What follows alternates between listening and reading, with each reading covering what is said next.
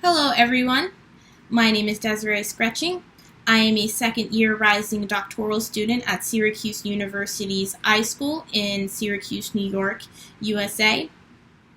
I study geriatrics, the elderly community, as well as technology and how they intersect with one another. Human-computer interaction interests me greatly. Today, we'll be discussing smart cities and elderly access within that domain.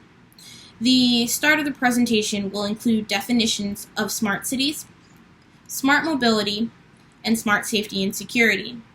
I will then follow up by making the connection of each of those domains or areas to the elderly community and why it is important to research that. I will then conclude with key points to take away from this presentation. And if there are any questions, I would love it if you would hold it towards the end of the presentation. Thank you. Smart cities. There are over 116 different definitions of what a smart city is, and they are generally based on the environment that the smart city is in and the developer's visions. But smart cities in general focus on three main characteristics: economic competitiveness, sustainability of all kinds, and quality of life. Each propose innovations within 6 domains: economy and environment, government and education, living and health, mobility, and safety and security. As stated before, we will be focusing on mobility and safety and security. Smart cities use the Internet of Things and wireless sensor networks to keep the city connected to everything. The definition used today is going to be from Silva, Kahn, and Hahn in their 2018 paper called Towards Sustainable Smart Cities. A smart city is an urban environment that uses information and communication technologies and other related technologies to enhance performance efficiency of regular city operations and quality of services provided to citizens. City operations include traffic, and quality of service include housing and public transportation. Next, I will define smart mobility. Smart mobility, defined simply, is a system that provides customized mobility services based on an understanding of users' preferences and the city developers' and planners' vision by utilizing emerging information communication technology infrastructures. So On and Lee in 2020 attempted to define smart mobility by conducting a text mining study of definitions and papers from past to future. They formulate a 6-stage definition of smart mobility. The 6 stages include 0, base infrastructure, which is base transportation infrastructure, the foundation of smart cities. 1, the individual digitization of transportation modes, where every mode has a separate system. 2, when there is partial integration of public transportation modes. The utility of public transportation here is maximized. 3, the full integration of public and private modes, which operate as a single integrated service. And 4, personalized integration, personalized user service based on users' preferences and experiences. And finally 5, mobility transformation, which goes beyond information integration. Systems and services are evolving to new modes of vehicles. The ultimate goal of smart mobility is to gain mobility as a service, which is seen as the final form of smart mobility, which is defined in 5 stages. 0, no integration. 1, integration information. 2, integration of booking and payments. 3, integration of service offers. And 4, integration of societal goals. Another goal of smart mobility is to combat traffic congestion and air pollution. There were less than 10 definitions of smart mobility found, but the key components of smart mobility include automatic vehicles, which is defined in 6 stages by the Society of Automotive Engineers as level 0, no automation, 1, driver assistance, 2, partial automation, 3, conditional automation, and 4, high automation, and finally 5, full automation. Other components are in the Internet of Vehicles, which is vehicle-to-vehicle communication, and vehicle-to-infrastructure communication, which is communication with roadside units using wireless sensor networks. There is no official definition of smart safety and security.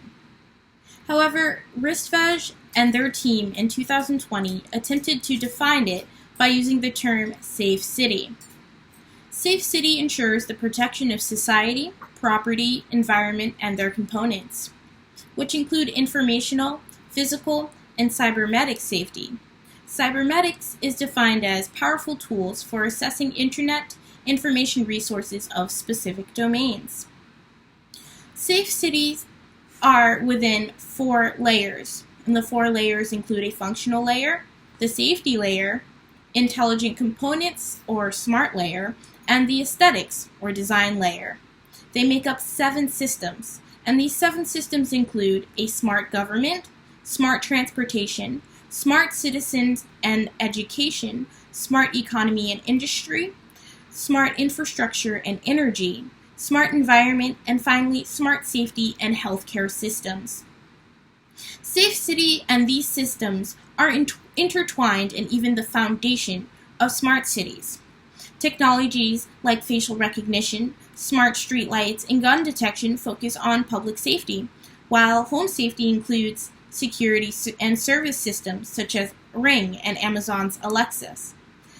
Ring acts as a home security system, while Amazon Alexa acts as a personal assistant. Users of these systems can use any smart device to control them, and with Alexa, you can use voice commands to do so as well. However, there are many concerns that come with these softwares. Hackers are a security risk, where the data is collected and stored, and if the technology being used is fair. Facial recognition can have algorithmic biases, which can cause the misidentification of individuals. Smart streetlights may be too bright, causing a dramatic contrast in light and dark areas, which is counterproductive to ensuring public safety. So how does this all relate to the elderly?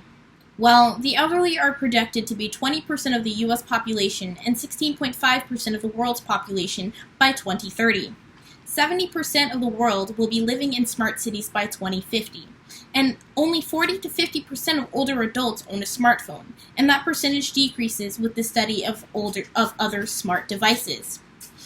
80% of older smart device owners are in a higher income bracket, which leaves few elderly with proper access to technology and smart cities. They are rendered ultimately invisible.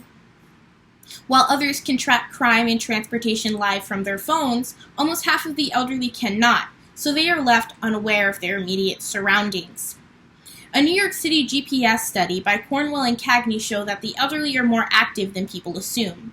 They spend about 40% of their time outside of their homes in other residential areas or tracts, from a distance of 1 to 4 miles away. Driving is becoming less of an option and more of a hazard to older adults, and around 18% of drivers are elderly, and yet make up over 65% of fatal accidents. So public transportation and other forms of transportation are important to be explored so the elderly can safely navigate cities. Smart bus stops are being explored, but currently have flaws regarding access and privacy. Where is the data being collected? Where is it being stored?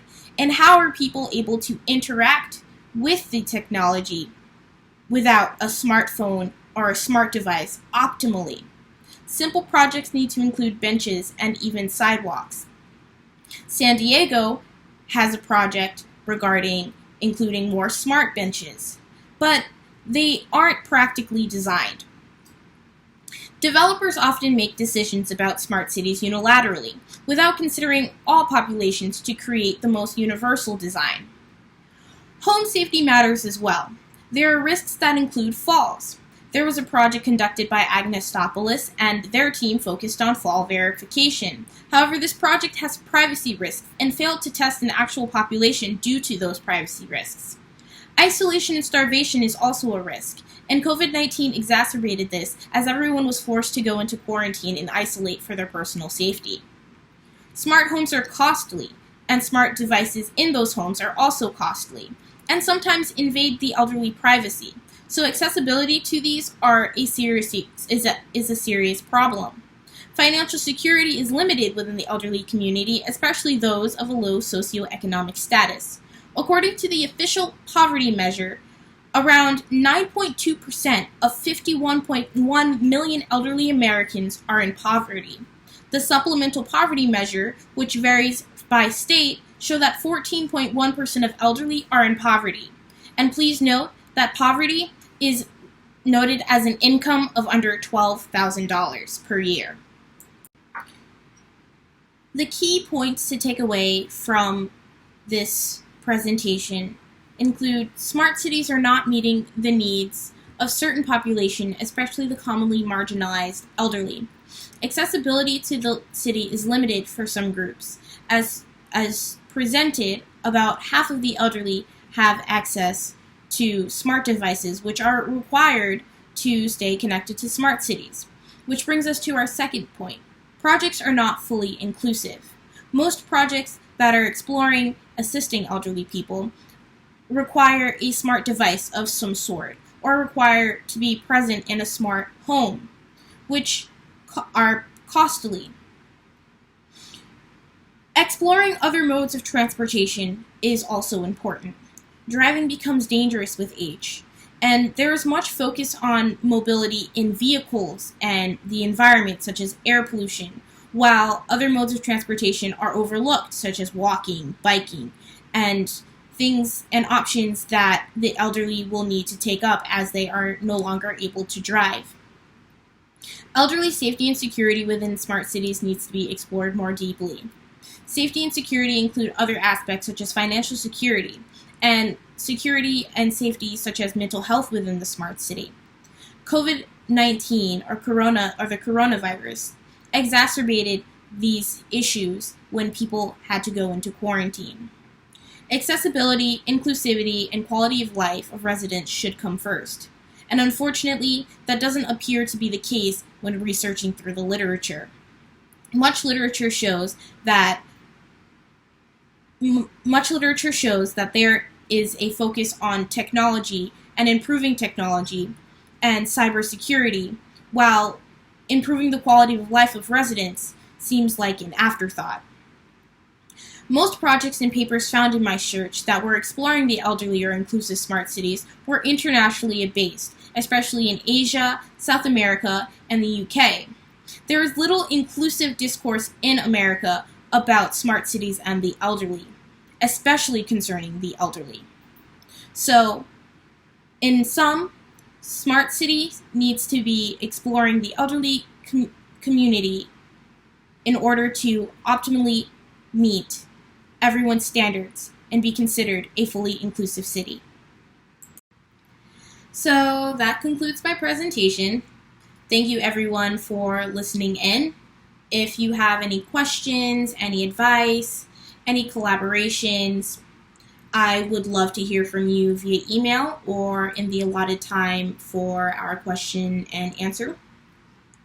The best places to reach me is through email during the week. I don't generally answer on the weekend. I included extra references if anyone wants to explore smart cities and the elderly community any further. And so thank you very much for listening in on my presentation.